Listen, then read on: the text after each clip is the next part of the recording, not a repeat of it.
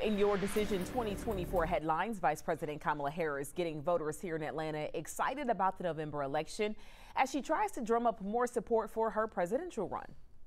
The path to the White House runs right through this state. And you all helped us win in 2020, and we're going to do it again in 2024.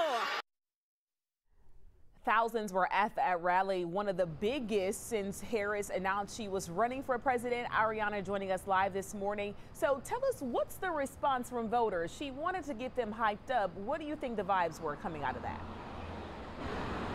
Aisha, since Vice President Kamala Harris has joined the race for the White House, there has been a remarkable shift in the dynamics of this race, and you could really feel that shift last night during her first major campaign rally. The Vice President, she was greeted by a very large and energetic crowd at the Georgia Convocation Center last night during her rally. Supporters, they received her message very well as she touted her prosecution record and took her opponent, former President Donald Trump, head on, referencing his criminal convictions and his past legal troubles. The Vice President, she also laid out her priorities in this race, including taking on price gouging, capping unfair rent increases, and capping prescription drug costs, really taking on the economy, which has been a major issue for voters when they look into the candidates that they plan to support in this race. We spoke to major Democratic supporters and everyday voters who say they are excited to back VP Harris. Take a listen.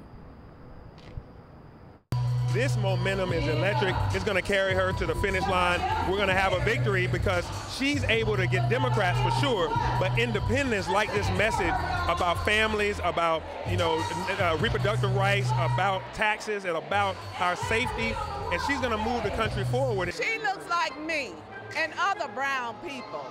Yes, there's historic importance in her getting into the White House.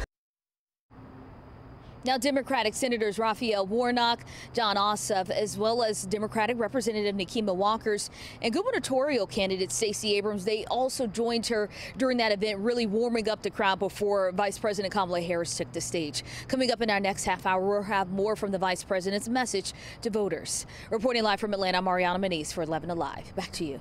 Ariana, thank you. Former President Donald Trump and his VP pick, Senator J.D. Vance, will be in Atlanta this weekend. The campaign rally is set for Saturday at 5 p.m. It will also happen at the Georgia State Convocation Center.